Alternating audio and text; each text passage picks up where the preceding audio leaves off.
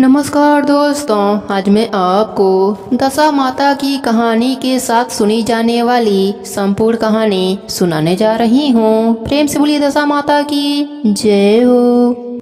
एक राजा थे, उनकी दो रानियां थीं। जेठी रानी को कोई भी संतान न थी, किंतु छोटी रानी को एक पुत्र था। राजा छोटी रानी और उसके पुत्र को बहुत प्यार करता था। यह देखकर बड़ी रानी को डाह और ईर्ष्या होती थी। वह सौतिया डाह के कारण राजकुमार के प्राणों की प्यासी हो गई। एक दिन राजकुमार खेलता हुआ अपने बी माता के चौक में चला गया। बी माता ने उसके गले में एक काला सांप डाल दिया। राजकुमार की माता दशा माता का व्रत करती थी। वह लड़का दशा माता का दिया हुआ था।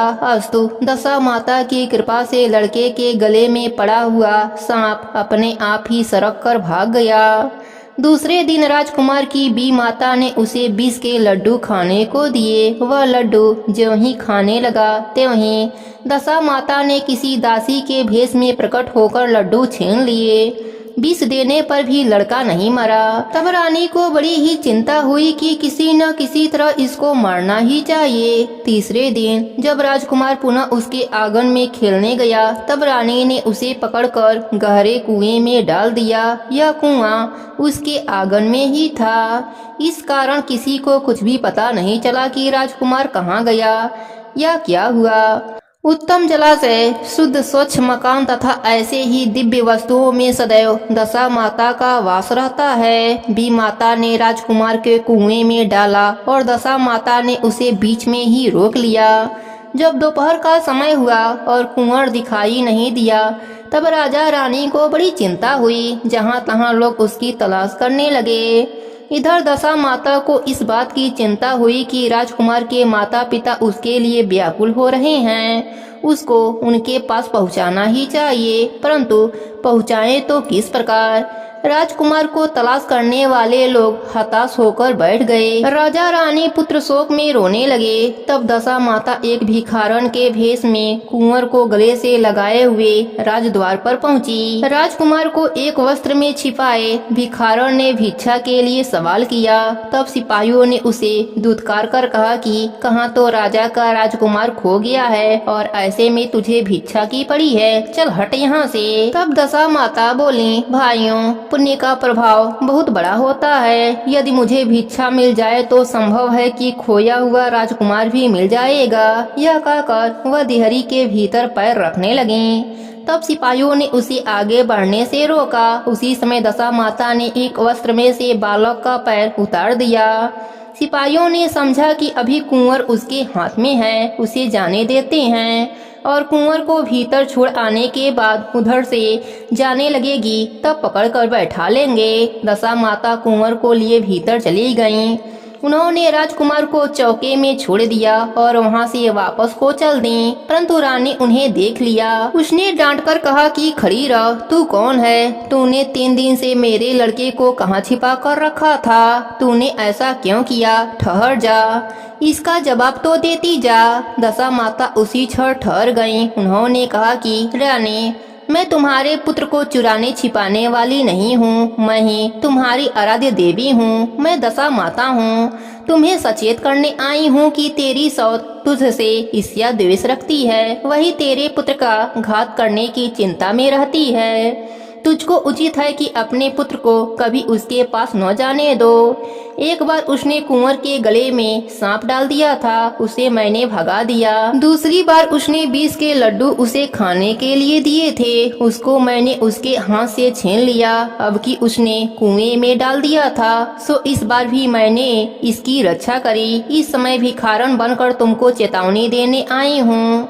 तब रानी भगवती के पैरों में गिर पड़ी। उसने विनती भाव से प्रार्थना की कि जैसे कृपा करके आपने साक्षात दर्शन दिए हैं, वैसे ही अब इसी महल में सदैव रहिए। मुझसे जो सेवा पूजा बनेगी मैं वह करूंगी। तब दशा माता ने उत्तर दिया कि मैं किसी के घर में नहीं रहती। जो श्रद्धा पूर्वक मेरा ध्यान स्मरण करता है उसी के हृदय में रहती हूँ।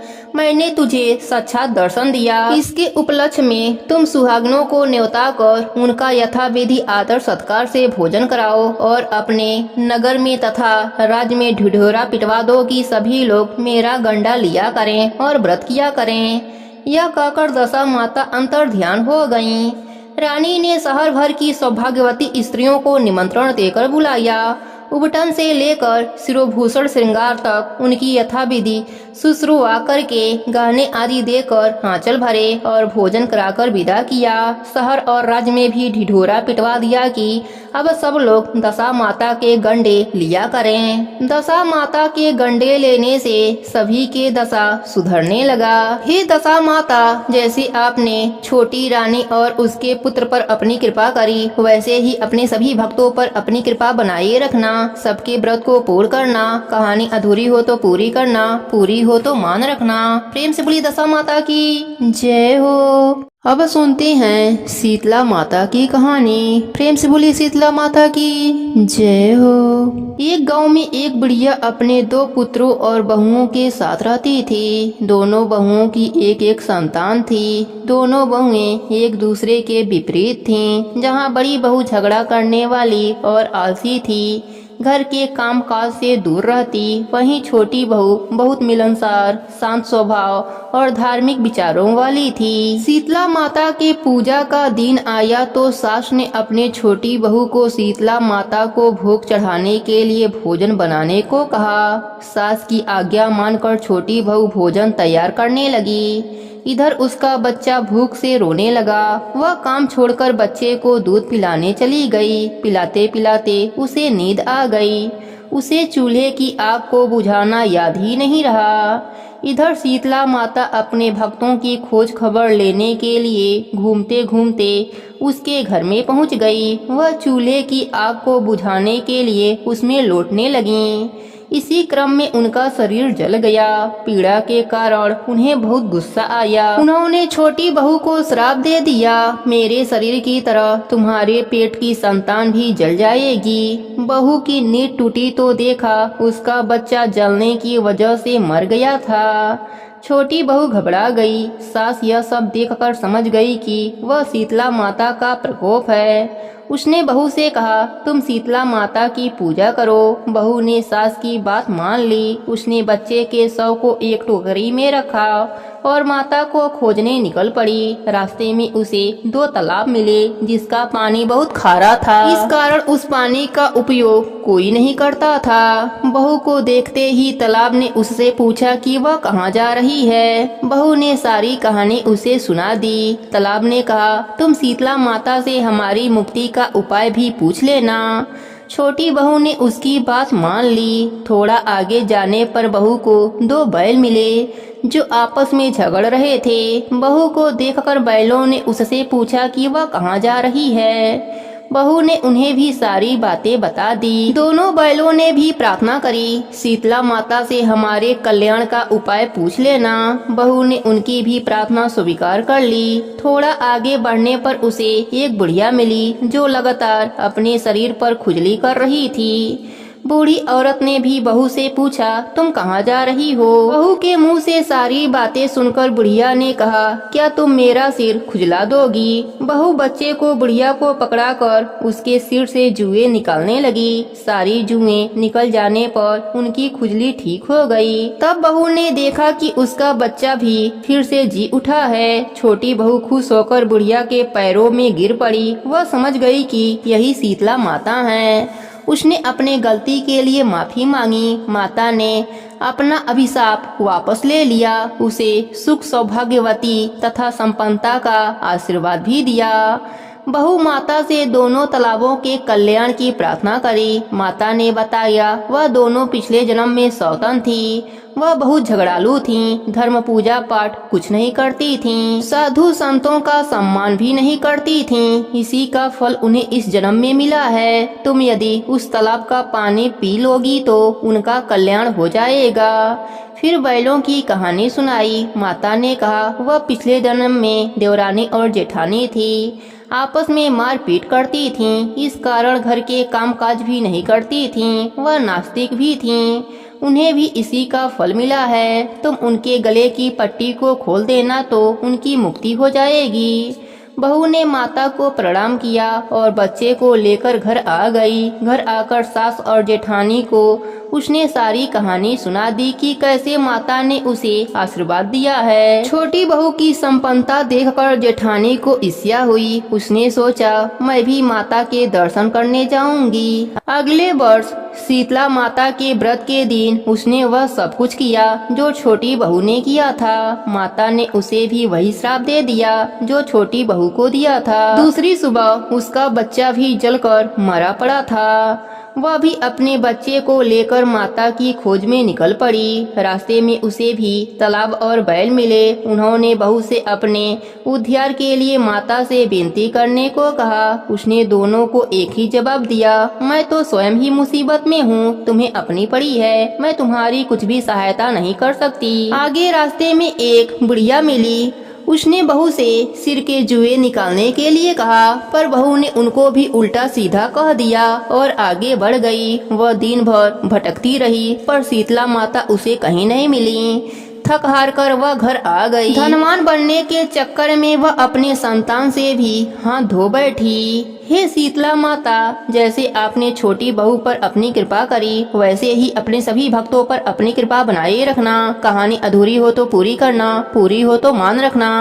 सबके व्रत को और नित्य नियम को पूर्ण करना। प्रेम से बोली शीतला माता की जय हो। अब सुनते हैं धर्मराज जी महाराज की कहानी। प्रेम से बोलिए धर्मराज जी की जय हो। एक समय की बात है, एक गांव में एक माँ बेटी रहती थी। माँ रोजाना धर्मराज जी के कहानी का नित्य नियम निभाती थी। एक दिन उसकी बेटी ने कहा, माँ मैं भी धर्मराज जी के कहानी का नियम निभाऊंगी। माँ ने कहा, बेटी तेरी कहानी ससुराल में कौन सुनेगा। उसने जिद करी और नित्य नियम की कहानी कहने लगी। उसकी शादी हुई। ससुराल गई तो सबसे कहती रही कि मेरी कहानी सुन लो। सभी कुछ ना कुछ बहाना बनाकर टाल देते थे। कोई भी कहानी नहीं सुनता तो वह भूखी ही रह जाती। एक दिन पड़ोसन बोली, मैं तुम्हारी कहानी सुनूंगी। अब वह रोज आती और कहानी सुन लेती तो बहू खाना खा लेती थी। एक दिन ननद ने अपने माँ से कहा कि माँ भाभी पड़ोसन के कहने पर खाना खा लेती है और हम कहते हैं तो नहीं खाती है। माँ ने कहा उसको मना कर देना। लड़की ने पड़ोसन को मना किया तो पड़ोसन ने अपने पति से कहा कि उसकी बेटी मना करती है। पति ने कहा कि उसकी माँ मना करे तो मत जाना। अगले दिन सास ने मना कर दिया तो पड़ोसन नहीं आई। बहू की कहानी कोई नहीं सुनता तो वह भूखी ही रह जाती। ससुर ने पूछा कि बहू कैसी है तो सास ने कहा कि अच्छी है, काम काज तो कर लेती है मगर कुछ खाती नहीं है। ससुर ने कहा कि बड़े घर की बेटी है, काम करने से थक जाती होगी, इससे काम मत कराया करो। लेकिन बहू फिर भी नहीं खाती। धर्मराज जी का आसन डोलने लगा कि इस नगरी में ऐसा कौन है जो भोजन नहीं कर रहा है, उसे बुलाओ। स्वर्ग लोक से विमान आया तो सास बोली, मैं भी तुम्हारे साथ चलूंगी। बहू ने कहा, तुम्हें तो बहुत काम था, मेरी कहानी सुनने का समय नहीं था। जेठानी ने कहा तो वह कहने लगी, तुम्हें तो मालिक का खाना बनाना है। ननद ने कहा तो कहने लगी, तुम्हें तो गुड्डे गुडियां खेलने से ही फुर्सत नहीं थी। पड़ोसन बोली कि मैं चलूंगी तो वह बोली कि हाँ चलो, तुमने ही मेरी नित्य नियम की कहानी सुनी हो। वह अपने मालिक के पास गई। मालिक बोला कि तो बड़ी भाग्यवान है जो जीते जी जा रही है, मरकर तो सभी जाते हैं। इस प्रकार पड़ोसन और बहू स्वर्गलोक को चले गए। हे धर्मराज जी महाराज, जैसी कृपा आपने बहू पर और पड़ोसन पर करी, वैसी ही कृपा अपने सभी भक्तों पर करना। सबके व्रत और नित्य नियम को पूर्ण करना। प्रेम से बोलिए धर्मराज जी की जय हो। अब सुनते हैं सूरज भगवान की कहानी। प्रेम से बोलिए सूरज भगवान की जय हो। एक समय की बात है, सूर्य भगवान का दरबार सजा हुआ था। तब एक दासी भगवान से पूछा कि हे प्रभु, मैं आपको कैसी लगती हूँ। भगवान तो अपने सभी भक्तों का मान रखते हैं। उन्होंने उत्तर दिया, तुम मुझे एकदम शक्कर जैसी लगती हो। तो फिर राणा देव जी भी वहीं बैठी थीं। इस बात को सुनकर उन्होंने पूछा, हे प्रभु, मैं आपको कैसी लगती हूँ? तो प्रभु ने जवाब दिया, एकदम नमक जैसा। बस इस बात को सुनकर राणा जी को क्रोध आ गया और वह भगवान से रूठ गईं। भगवान ने सोचा, राणा देव जी को कैसे मनाऊं? कुछ तो करना ही पड़ेगा। इनके हट के आगे तो सभी नतमस्तक हो जाते हैं। उन्होंने अपने माँ से कहा, माँ, आज भोजन में नमक मत डालना। और ऐसा ही हुआ। जब भोजन बनकर तैयार हो गया, 3 थाली परोसा गया। सूरज भगवान ने भोजन करना शुरू कर दिया, पर राणा देव नहीं जिम रही थीं। भगवान ने पूछा, आप भोजन क्यों नहीं कर रही हैं? तब राणा देव जी ने कहा, इस भोजन में कोई स्वाद ही नहीं है। तब भगवान ने कहा, नमक के बिना खाने में कोई स्वाद नहीं होता, और ऐसे ही आपका भी महत्व है। राणा देव जी, आपके बिना मेरे जीवन में कोई स्वाद नहीं है, कोई महत्व नहीं है। यह सुनते ही राणा देव जी प्रसन्न हो गईं। हे प्रभु, अपने सभी भक्तों पर अपनी कृपा बनाए रखना, सबका मान रखना। प्रेम से बोलिए सूरज भगवान की जय हो। अब सुनते हैं लक्ष्मी माता की कहानी। प्रेम से बोलिए लक्ष्मी माता की जय हो। एक ब्राह्मण था, रोज पीपल पर जल चढ़ाता था। पीपल में से लड़की कहती, पिताजी, मैं तुम्हारे साथ चलूंगी। ब्राह्मण सूखने लगा। ब्राह्मणी बोली, क्यों सूख रहे हो? ब्राह्मण बोला, पीपल में से एक लड़की कहती है, पिताजी, मैं तुम्हारे साथ चलूंगी। वह बोली, कल उसे ले आना। जहाँ 6 लड़की हैं, वहाँ 7वीं भी सही। वह दूसरे दिन लड़की को ले आया। एक दिन वह आटा मांगने गया तो थैला भर भर के मिला। माँ आटा छानने लगी तो वह लड़की बोली, माँ, मैं आटा छानूंगी। ना बेटी पाऊनी, बेटी धौनी धौनी हो जाएगी। बेटी ने कहा, ना, मैं छानूंगी। उसने आटा छाना, परात भर गई। माँ खाना बनाने लगी, तब भी बोली, ना, मैं बनाऊंगी। माँ बोली, ना बेटी, उंगली जल जाएगी। ना, मैं ही बनाऊंगी। वह रसोई में गई। उसने 36 प्रकार के भोजन बनाए, सबको पेट भर भर के खिला दिया, और दिन तो भूखे ही रहते थे। उस दिन पेट भर भर के खाया। ब्राह्मणी का भाई आया, जीजी, मुझे तो भूख लगी है, रोटी खाऊंगा। बहन सूखने लगी, सबने खा लिया, अब कहाँ से खिलाऊंगी? बेटी बोली, माँ, क्या बात है? तेरा मामा आया है, रोटी खाएगा। वह रसोई में गई, 36 प्रकार के भोजन बनाए और लाकर मामा को जिमा दिया। जीजी, ऐसा भोजन कभी नहीं खाया था जैसा आज खाया है। भाई, तेरी पौनी भांजी है, उसने बनाया है। मामा खा के चला गया। शाम हुई, बोली, माँ, चौका लगा के चौका का दीवा जला दियो, कोठे में सोऊंगी। ना बेटी, तू डर जाएगी। ना माँ, मैं कोठे में सोऊंगी। वह कोठे में सो गई। आधी रात को उठी, चारों तरफ आंख फैलाई तो धन ही धन हो गया। वह जाने लगी। बाहर बूढ़ा ब्राह्मण सो रहा था। बेटी, तू कहाँ चली? बोली, मैं तो लक्ष्मी माता हूँ, इसके 6 बेटी हैं, दारिद्र दूर करने आई थी। तेने करवाना हो तो तू भी करवा ले। उसके घर में चारों तरफ आग फैलाई तो धन ही धन हो गया। सवेरे उठ के ढूंढ मची, पावनी बेटी कहाँ गई? ब्राह्मण बोला, वह तो लक्ष्मी माता थीं, तेरे साथ साथ मेरा भी दरिद्र दूर कर गईं।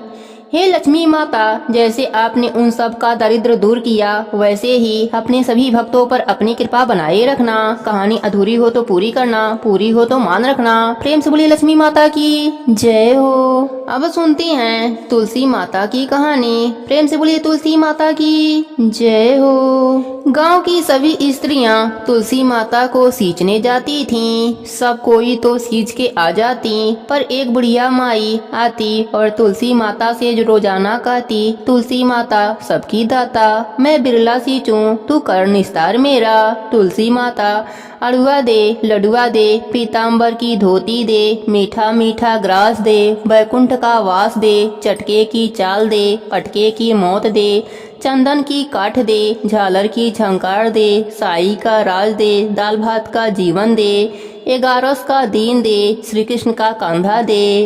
इतनी बात सुनकर तुलसी माता सूखने लगी। एक बार भगवान श्री कृष्ण ने पूछा कि तुम्हारे पास तो इतनी औरतें आती हैं, तुम्हें चिमाती हैं, तुम्हें मीठा गीत सुनाती हैं, तो भी तुम क्यों सूख रही हो? तुलसी माता ने कहा कि एक बुढ़िया माई आती हैं, वह रोजाना इतनी बात कहकर चली जाती हैं। मैं और सब कुछ तो दे दूंगी, पर आप श्री कृष्ण का कंधा कहाँ से ला कर दूंगी?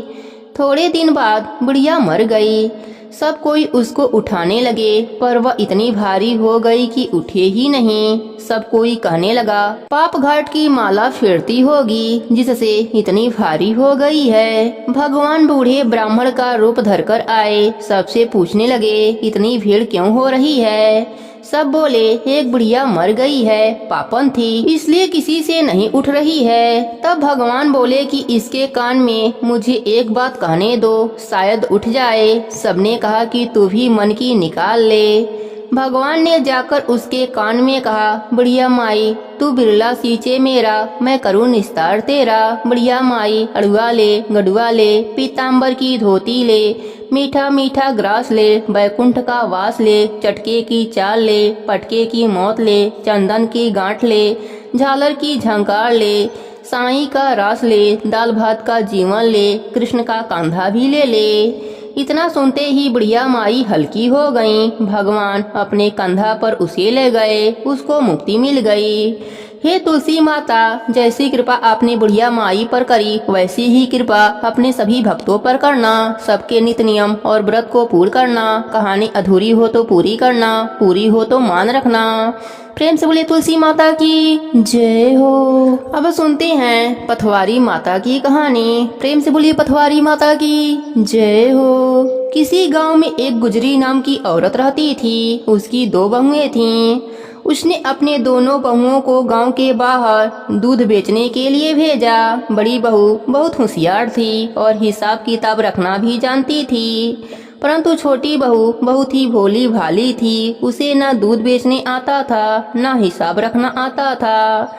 जब वह दूध लेकर जा रही थी तो उसने देखा कि गांव की औरतें पथवारी माता को जल से सींच रही हैं, उनकी पूजा कर रही हैं।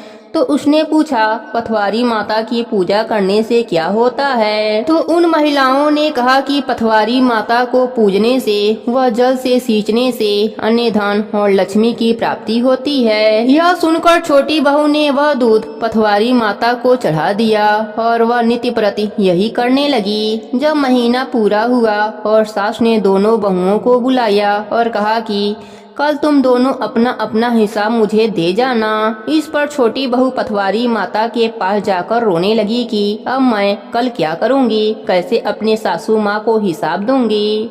पथवारी माता बुढ़िया का भेष धरकर प्रकट हुई और उन्होंने पूछा, पुत्री तुम क्यों रो रही हो? तब उसने सारी बात बताई तो पथवारी माता ने कहा कि तुम यहाँ से कुछ पत्थर टोकरी में भरकर ले जाओ और एक कमरे में रख देना। उसने वैसा ही किया। जब प्रातः सासू माँ ने पूछा तो उसने इशारा किया, जो भी महीने भर की आमदनी हुई है वह कमरे में रखी है। जब सबने अंदर जाकर देखा तो कमरे में हीरे मोती सोना चांदी जगमगा रहे थे।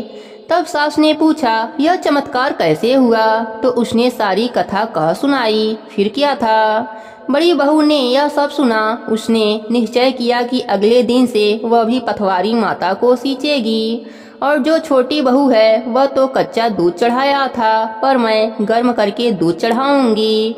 अगले दिन से ऐसा ही करने लगी। बड़ी बहू गर्म गर्म दूध ले जाकर पथवारी माता को सींचने लगी। महीना पूरा हुआ। छोटी बहू की तरह बड़ी बहू पथवारी माता के पास जाकर रोने लगी। तब पथवारी माता प्रकट हुई और उन्होंने कहा, पत्थर टोकरी में भरकर ले जाओ और बड़े से कमरे में रख देना। तब बड़ी बहू ने बड़े से टोकरी में बड़े बड़े ढेर सारे पत्थर उठाए और बड़ी ही मुश्किल से जैसे तैसे घर लेकर आई और कमरे में रख दिया। प्रातः काल सासू जी ने जब पूछा तो उसने कमरे की ओर इशारा कर दिया। जब सब कमरे में जाकर देखे तो वहाँ सांप बिच्छू जहरीले जंतु निकले। तब वह रोती हुई पुनः पटवारी माता के पास गई और बोली, आपने मेरे साथ ऐसा क्यों किया?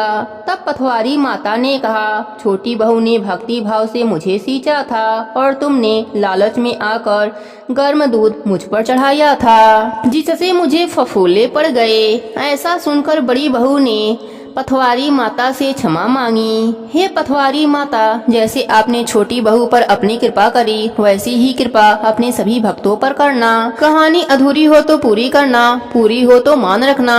प्रेम से बोलिए पटवारी माता की जय हो। अब सुनते हैं नित्य नियम को पूर्ण करने वाले गणेश भगवान की कहानी। प्रेम से बोलिए गणेश भगवान की जय हो। बहुत पुरानी बात है। एक गांव में एक मालिन रहती थी। उसके पति का स्वर्गवास हो चुका था। उसका एक 4 साल का पुत्र था। उसकी सास कठोर हृदय की स्त्री थी। वह बहू को बहुत तकलीफ देती थी। एक दिन सास बहू और पोते को घर से निकाल दिया।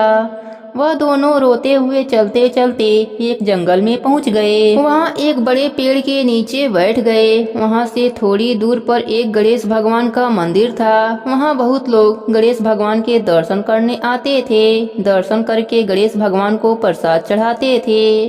फिर वह प्रसाद सबको बांट देते थे। इस प्रसाद से माँ बेटे का गुजारा होने लगा। दोनों माँ बेटे गणेश भगवान के पूजा पाठ में लग गए। एक दिन उन्होंने सोचा, क्यों ना हम भी जंगल से फूल लाकर बेचें। वह रोज जंगल से फूल लाकर उसकी माला बनाकर बेचने लगे। साथ में पूजा की सामग्री और प्रसाद भी बेचने लगे। इससे उनको आमदनी होने लगी। गणेश भगवान की कृपा से आमदनी बढ़ने लगी। जल्दी ही उन्होंने एक मकान और एक दुकान बना लिया। एक दिन उसी नगर की राजा की बेटी मंदिर में पूजा करने आई। मालिन के बेटे को देखकर राजकुमारी उस पर मोहित हो गई और उससे विवाह करने की सोचने लगी। उसने अपने भाभी से अपने मन की बात कही। भाभी अनुभवी थी। उसने कहा, यह तो मालिन का बेटा है और तुम एक राजा की बेटी हो। यदि तुमने उससे विवाह किया तो तुम्हारी बहुत बेइज्जती होगी। पर राजकुमारी अपने बात पर अड़ी रही। उसने कहा, मैं तो प्रतिज्ञा कर लिया है कि उसी से विवाह करूंगी। भाभी महल जाकर सारी बात राजा को बताया। राजा ने मना नहीं किया और विवाह के लिए तैयार हो गए। उन्होंने बड़े धूमधाम से बेटी का विवाह मालिन के बेटे के साथ करा दिया। मालिन ने सबसे पहले बेटे बहू को गणेश भगवान के मंदिर में ले जाकर पूजा पाठ करवाया और गणेश भगवान का आशीर्वाद दिलवाया। इसके बाद पूरे नगर में यह बात फैल गई कि गणेश भगवान की पूजा करने से सब दुख दूर हो जाता है। यह बात सुनते ही नगर के सभी लोग मंदिर में गणेश भगवान के दर्शन करने आने लगे। मालिन और उसके बेटे की बिक्री और बढ़ गई। उधर उसके सास के बुरे दिन आ गए। अन्नदाता उससे रूठ गए और वह भूखी मरने लगी। एक दिन वह रोती हुई उसी गणेश भगवान के मंदिर में आ पहुंची। वहां वह मालिन के बेटे से बोली, मैं भूखी हूँ, मुझे रोटी कपड़ा दे देना, इसके बदले मैं तुम्हारा सारा काम कर दूंगी। लड़के को दया आ गई और वह उसे काम पर रख लिया। उसने अपने दादी को नहीं पहचाना। जब मालिन घर आई तो उसने अपने सास को पहचान लिया। सास से बोली, सासू जी आप यहाँ कैसे? सास ने पोते के तरफ इशारा करके बोली, मेरा इस सेठ के यहाँ नौकरी लग गई है। बहू बोली, यह आपका पोता है और यह घर भी आपका ही है, यह दुकान भी आपका ही है। आपने हमें घर से निकाला, तब गणेश जी ने हमारी रक्षा करी। बहू की बात सुनकर सास बोली, मेरी करनी मैंने भोग लिया। बहू बोली, सासू जी अब आप हमारे यहाँ रहो और पोते का सुख देखो। सास गणेश भगवान की महिमा देखकर गणेश भगवान की जयकारा लगाने लगी। साथ ही बहू पोते के साथ मिलकर गणेश भगवान का नित्य नियम निभाने लगी। हे गणेश जी महाराज, जैसे आपने मालिन को सुख दिया वैसा ही सुख सबको देना। सब पर अपनी कृपा बनाए रखना। सबके व्रत को पूर्ण करना। कहानी अधूरी हो तो पूरी करना, पूरी हो तो मान रखना। प्रेम से बोलिए गणेश भगवान की जय हो, भोलेनाथ की जय हो, पार्वती माता की जय हो। अब सुनते हैं सभी कहानियों के साथ सुनी जाने वाली लपसी तपसी की कहानी। एक लपसी था, एक तपसी था। तपसी तो भगवान की तपस्या करता था। लपसी रोजाना 1.25 सेर हलवा बनाकर भगवान को भोग लगाकर टाली हिलाकर जीम लेता था। एक दिन दोनों में झगड़ा हो गया। लपसी बोला मैं बड़ा हूँ, तपसी बोला मैं बड़ा हूँ क्योंकि मैं भगवान की तपस्या करता हूँ। नारद जी बोले कि तुम्हारा फैसला मैं करूंगा। दूसरे दिन तपसी नहाकर आने लगा तो नारद जी ने 1.25 करोड़ की अंगूठी तपसी के आगे गिरा दिया। उसने आंख खोलकर देखा तो अंगूठी पड़ी है। उसने उठाकर पैर के नीचे दबा लिया और तपस्या करने लगा। उधर लपसी 1.25 सेर का हलवा बनाकर भगवान को भोग लगाकर टाली हिलाकर जीम लिया। इतने में नारद जी आए और दोनों को अपने पास बैठाया। दोनों से पूछने लगे कि कौन बड़ा है। नारद जी ने तपसी से कहा कि अपना पाँव हटावे। पाँव हटाते ही अंगूठी निकली। तब नारद जी बोले कि अंगूठी चुराने से तेरी तपस्या भंग हो गई, इसलिए लपसी बड़ा है। तपसी कहने लगा कि मुझे मेरी तपस्या का फल कैसे मिलेगा। नारद जी बोले कि तेरी तपस्या का फल स्त्रियां देंगी। वह औरों व्रत की कहानी कहकर तुम्हारी कहानी नहीं सुनेंगी तो उनका आधा फल तुम्हें मिलेगा। धोती देकर अंगोछा नहीं देंगी तो आधा फल तुम्हें मिलेगा। सीधा देकर दक्षिणा नहीं देंगी तो आधा फल तुम्हें मिलेगा। ब्राह्मण जिमाकर दक्षिणा नहीं देंगी तो आधा फल तुम्हें मिलेगा। दाहिने तरफ नाड़ा बांधेंगी तो उनका आधा पुण्य तुम्हें मिलेगा। इतना कहकर नारद जी चले गए। तभी से और कहानियों के साथ लपसी तपसी की कहानी सुनने का नेम बन गया। लपसी तपसी की कहानी सुन लेने से व्रत का और नित्य नियम का संपूर्ण फल प्राप्त हो जाता है। प्रेम से बोलिए राई दामोदर की जय हो। अब सुनते हैं कहानी के अंत में सुनी जाने वाली आड़ी बाड़ी की कहानी। आड़ी बाड़ी सोना रे बाड़ी, जी में बैठी कान कुंवारी काई पूजे। दशा माता की बाड़ी पूजे, दिहाड़ी की बाड़ी पूजे। सूरज भगवान की बाड़ी पूजे, गजानन भगवान की बाड़ी पूजे। विष्णु भगवान की बाड़ी पूजे, सत्यनारायण भगवान की बाड़ी पूजे। पथवारी माता की बाड़ी पूजे, तुलसी माता की बाड़ी पूजे। धर्मराज जी महाराज की बाड़ी पूजे, राम लक्ष्मण सीता माता की बाड़ी पूजे। विश्राम भाव जी की बाड़ी पूजे, 33 कोटि देवी देवताओं की बाड़ी पूजे। बाड़ी पूजे से का होवे, अन्य होवे, धन होवे, लाभ होवे, लक्ष्मी होवे, रिद्धि सिद्धि का वास होवे, पोता पोती का परिवार होवे। प्रेम से बोलिए राई दामोदर की जय हो।